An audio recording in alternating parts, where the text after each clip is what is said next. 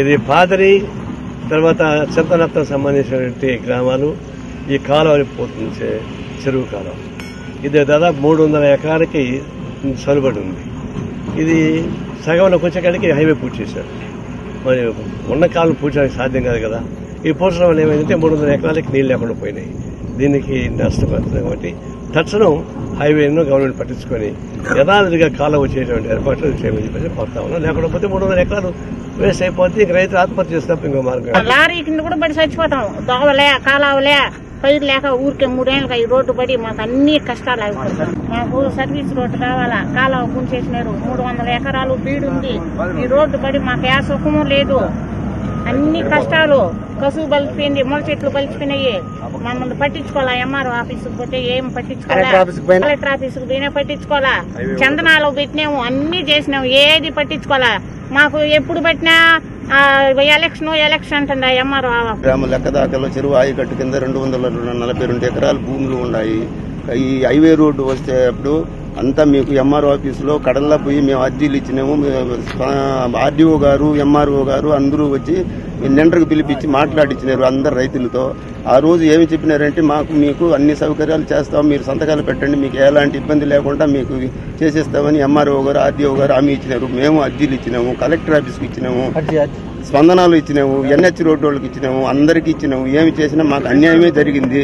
ఇక కనుమేర 120 ఎకరాలకు మొత్తం బీడు, పంట పొలాలు మొత్తం బీడు అయిపోయింది. చెరువు కాలువ ఎఫ్ఎంబీలో ఉండే సర్వే ఎఫ్ఎంబీలో ఉండేది మొత్తం 30 లింకులతో ఉండేది. కొంత భాగం పూడ్చింది, కొన భాగం ఉంది, మొదటి భాగం ఉంది, నడి భాగం అంతా రోడ్లో కలిసిపోయింది. మా పరిస్థితి దారుణంగా ఉంది. కాబట్టి మాకు దయచేసి కామందల వారు, పెద్దలు అందరూ మాకు న్యాయం చేయాలనేసి మాకు ఉండే కాలువను సర్వీస్ రోడ్డు 2 చేసి ఇవ్వాల్సిందిగా మేము ప్రార్థిస్తున్నాం. చిత్తూరు చత్తూరు నేషనల్ హైవే 716B ఇది మా ఊర్ల మీదుగా పోతా ఉంది. రైతులందరూ కూడా ల్యాండ్ ఇచ్చారు, హైవే పోతా ఉంది. కానీ కింద సర్వీస్ రోడ్ మొత్తం కట్ అయిపోతా ఉంది. ఇప్పుడు సర్వీస్ రోడ్ లేకపోతే ఒక చేను నుంచి ఇంకో చేనుకి రైతులు పోలేరు.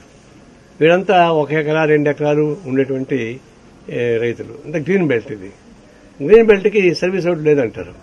మరి రైతులంతా ఏమయ్యారు? వాళ్ళకి భూములు ఇచ్చారు, వాళ్ళు ఒక చేను నుంచి ఒక చేనుకి పోలేరు. వాళ్ళ పంట పండించుకున్న ఆ పంటను తీసుకొని రోడ్లో పెట్టుకోలేరు. వాళ్ళు నెలకు యాత్ర పడుతున్నారు. కొంచెం అయితే చెరువు కాలువలు ఉన్నాయి, చెరువు కాలువలు కూడా పూర్తి చేస్తున్నారు. ఒక చెరువు కాలువ పూర్తి చేస్తే 300 ఎకరాలకు సరుడు ఆగిపోతుంది.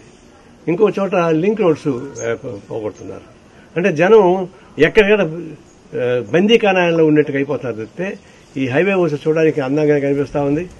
పెద్ద పెద్ద వెహికల్స్ పోతాయి, అన్ని బాగున్నాయి. కానీ ఈ పక్క పక్క రైతులు మొత్తం మలమల మాడిపోతున్నారు.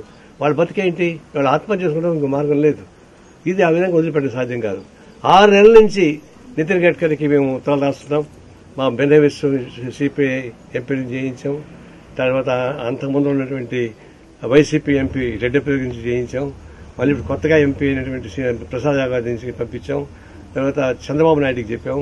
ఇవన్నీ చెప్తూనే ఉన్నాం పక్కన, కానీ వాళ్ళే ఖాతరు చేయడం లేదు. ఇంకొక మార్గం ఏముంది? ఇప్పుడు దీన్ని ఎన్ని మాటలు చెప్పినా అర్థం కాలేదు.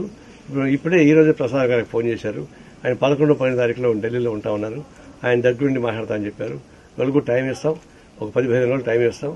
ఈ హైవే ఈ పైన జరుగుతూ ఉంటే, రైతులు మాడిపోతుంటే, ఒక పొలం ఇంకో పోలేకుండా పోతుంటే, చెరువు నీళ్లు కూడా పొలం పోకుండా పోతే, లింక్ రోడ్లు లేకుండా పోతే, ఇంకా హైవే వచ్చి మొత్తం మాకేం అమ్మని కార్పొరేట్ వాళ్ళకి ఉపయోగం ఉంటుంది, ప్రజలకు ఉపయోగం ఉండదు. దీన్ని అంగీకరించే ప్రసక్తి లేదు. దయచేసి నితిన్ గడ్కరీజీ మీరు మాట్లాడి దీన్ని పరిష్కారం చేయమని కోరుతున్నాం. లేకపోతే ప్రజలు ఆందోళన పూల్చుకోవాల్సిన పరిస్థితి ఏర్పడుతుంది. Nitin Gadkariji namaskar. I am from Chittoor highway residing at my village Ainambakam, that is Nagari Mandalam. Now we also lose our lands. Now highway is built very good, but service road is not giving for farmers. This is a green belt area.